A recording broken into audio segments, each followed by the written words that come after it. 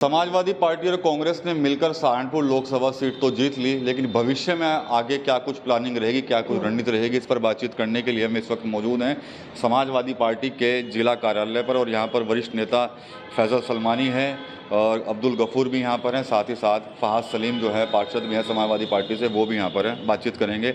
अब्दुल गफूर जी से बात कर लेता हूँ। गफूर साहब, ये बताइए कि 24 जीत लिया आपने, आगे क्या कुछ रणनीति है? क्योंकि चुनाव अभी तो सबसे पहले उपचुनाव भी है, तो गठबंधन के साथ मिलकर लड़ा जाएगा, क्या कुछ रहेगी प्लानिंग? देखिए, ये हमारे राष्ट्रीय अध्यक्ष तय करेंगे जो भी करना है। हाँ। जो राष्ट्रीय अध्यक्ष का आदेश होगा हम तो उसका पालन करेंगे।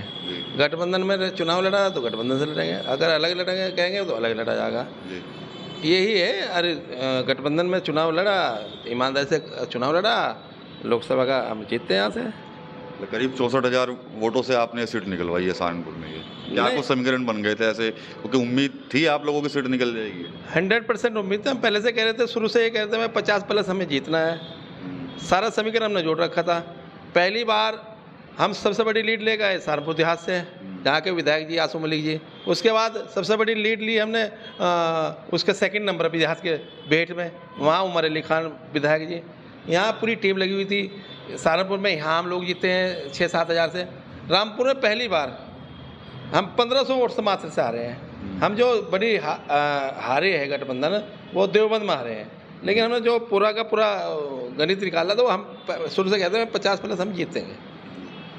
चलिए, यहाँ पर फैसल सलमानी भी हैं, हमसे बात कर लेते हैं। चलिए, ये सीट जीत ली आपने भाजपा से, भाजपा के साथ मुख्य आपकी लड़ाई थी यहाँ पर, लेकिन अब कहीं ना कहीं जो भाजपा में चल रहा है उसको कैसे देखते हैं? परसों समीक्षा बैठक हुई थी तो वहाँ पर जो चीज़ें निकल कर आई आपने मीडिया के माध्यम से भी देखा भी होगा और सुना भी होगा, तो कैसे देखते हैं उसको? मैं एक शेर से बात शुरू करता हूँ भारतीय जनता पार्टी के लिए कि किश्तों में कत्ल मेरा कुछ इस तरह हुआ, कभी कातिल बदल गए, कभी खंजर बदल गए। इन्हें ये नहीं पता चल रहा कि किसने हराया, आपस की इनकी फूट। ये क्योंकि देखो, जनता का काम इन लोगों ने नहीं किया, और जब जनता का काम नहीं किया तो ये हाल इनका होना है, आपस में ही लड़ना है।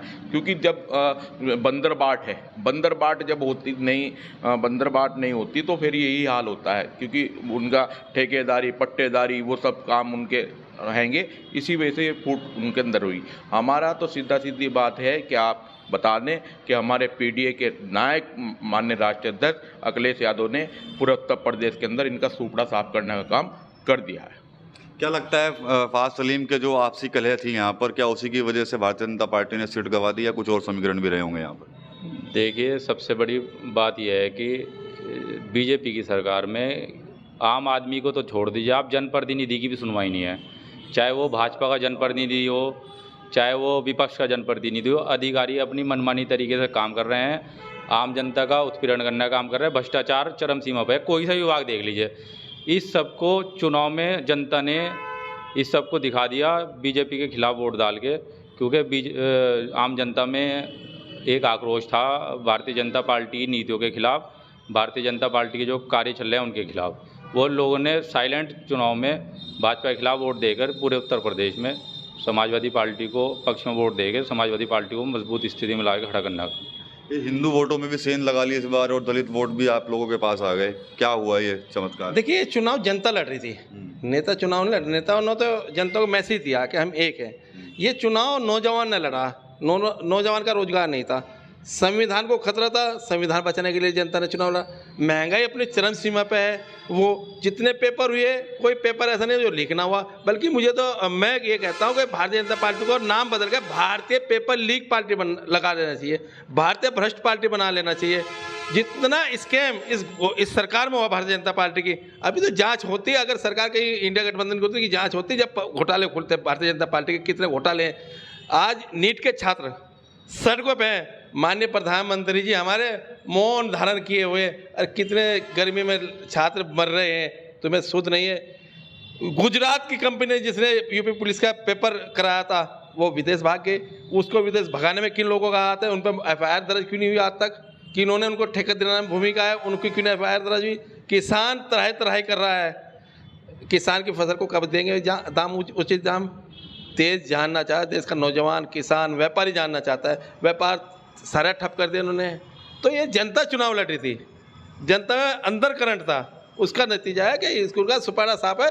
कहीं ना कहीं कुछ जिलों में वहाँ के डीएम अधिकारियों ने बेईमानी करने का काम किया, वो भी जनता को पता है। ये सब चीज़ें हैं, नहीं तो हम लोग 80 के 80 सीटें जीतती गठबंधन निश्चित तौर पर, अगर बेईमानी ना करते अधिकारी।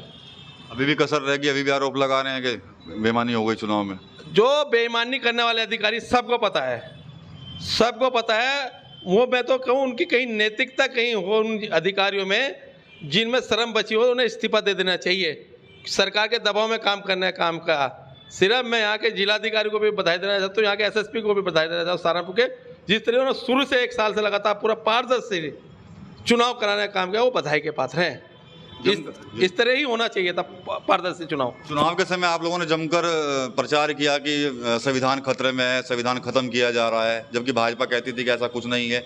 तो लग रहा है कि उसी वजह से आपके पास वोट इतना चला गया। संविधान तो खतरे में था ही, और संविधान अब ये भारतीय जनता पार्टी ने सरकार बनाने का काम कर रही है। ये जो जिन्होंने धोखा दिया देश को, उन्होंने ये गठबंधन बनाने का काम किया, तो ये संविधान तो अभी भी खतरे में है। कहाँ संविधान खतरे में नहीं है, क्योंकि सरकार तो वही है ना। भाजपा कह रही नैरेटिव फैला रहे हैं आप लोग। ये तो भारतीय जनता पार्टी खुद बता दी, जनता ने बता दिया कि संविधान की वजह से, कि संविधान खतरे होने की वजह से पीडीए ने वोट करने के लिए गठबंधन को वोट किया। पीडीए ने, जो हमारे नेता ने नारा दिया था, माननीय राष्ट्रीय अध्यक्ष अखिलेश यादव जी ने, पीडीए के जो नायक हैं अखिलेश यादव जी, उसका परिणाम यह है कि पीडीए अब जो है पीडीए ही चलेगा, पीडीए के अलावा कुछ नहीं चलेगा। पीडीए ने साबित कर दिया कि वोट गठबंधन को दे के ये सरकार बनेगी आगे गठबंधन की, और आप देख लेना। अगर ये फार्मूला होता ना पीडीए का पूरे देश के अंदर,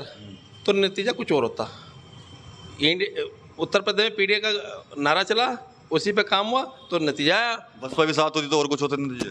वो क्या कहना है उसका, वो तो भारतीय जनता पार्टी से डरी हुई पार्टी है। वो जेल जाने से डरे हुए लोग हैं। अगर वो कहीं उन्हें देश की जनता की चिंता होती तो उस गठबंधन के साथ आते, लेकिन उन्हें भारतीय जनता पार्टी को मदद करने का काम करता है। मैं नहीं कहता, ये हर हिंदुस्तान के आम आदमी को पता है, हर नौजवान को पता है कि वो कहीं ना कहीं भारतीय जनता पार्टी से मिली हुई है। ठीक है, वाकई में मिली है क्या बसपा? ये तो इस चुनाव में साफ है। बहन जी जो है दिल्ली में बैठ के भाजपा कार्यालय में बसपा के टिकट तय हुए, सब लोगों को पता है, तो आम जनता को पता है। इस वजह से बसपा जो है वो शून्य पार्टी बन गई है उत्तर प्रदेश में। 27 में क्या कुछ होने जा रहा है फिर? 27 में पीडीए जिंदाबाद, अखिलेश यादव जिंदाबाद, पीडीए जिंदाबाद चलेगा। कोई गठबंधन जिंदाबाद नहीं चलेगा। अगर गठबंधन रहेगा तो गठबंधन जिंदाबाद चलेगा।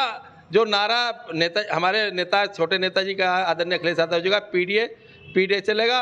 गठबंधन आएगा, फिर इंडिया और पीडीए मिलकर ही इनको सत्ता से बाहर करने का काम करेंगे। क्यों जी फैजल भाई? बिल्कुल, ये तो बिल्कुल गठबंधन तो जिंदाबाद है ही। और क्योंकि हमारे पीडीए के नायक अखिलेश यादव ने जो नारा दिया था, जो फार्मूला बनाया था पीडीए का, वो कामयाबी की तरफ है। और वो आपने देख भी लिया कि किस तरीके से पूरे देश के अंदर इंडिया गठबंधन की सीटें आने का काम किया। अब प्रदेश में भारतीय जनता पार्टी का सूपड़ा साफ करने का काम माननीय अखिलेश यादव जी ने कर दिया। सरकार तो फिर भी नहीं बना पाई। आप लोग, कहा जा रहा था अखिलेश यादव तो गृह मंत्री बनने की सोच रहे हैं। देखिए, एक बात सुनो, हम बताएं, हमारे नेता ने कभी भी अपने मन में इस तरीके की बात नहीं रखी कि वो गृह मंत्री बनेंगे, या बिल्कुल नहीं। हमें बता रहे हैं कि अब विपक्ष इतना मजबूत है कि इनका कोई भी अंधा कानून, अंधी बात नहीं चलेगी लोकसभा के अंदर। इतना विपक्ष मजबूत है इंडिया गठबंधन का। अभी देखिए, दो जो मंदारी हैं वो जमुरा कैसे मनाते हैं, अभी देखिए। तो अभी तो बहुमत है एसपी कौन मदारी? अरे वो तो जनता जानती है, आप भी जानते हैं। 2 मंदारी जो है जमुरा बना रखा है, वो बताएंगे। अभी तो चुनाव चलिए ना, अभी 10-5 दिन रुकिए ना, क्या होगा देश के अंदर। तो जैसा राष्ट्रीय संगठन का आदेश होगा, अध्यक्ष का आदेश होगा, उसी के तहत कार्यकर्ता काम करेंगे। चाहे वो 27 का चुनाव हो, चाहे यूपी में जो उपचुनाव है वो चुनाव हो। इसके अलावा जो भारतीय जनता पार्टी के सहारनपुर संगठन में फिलहाल जब सीट हारने के बाद जो यहाँ पर हंगामे चल रहे हैं, उस पर भी कहीं ना कहीं समाजवादी पार्टी के जो नेता हैं ये कहीं ना कहीं तंज कस रहे थे, और उस पर कहीं ना कहीं शाराना अंदाज में ये मजे भी लेते हुए दिखे। TV9 यूपी के लिए सहारनपुर से विकास कर रही है।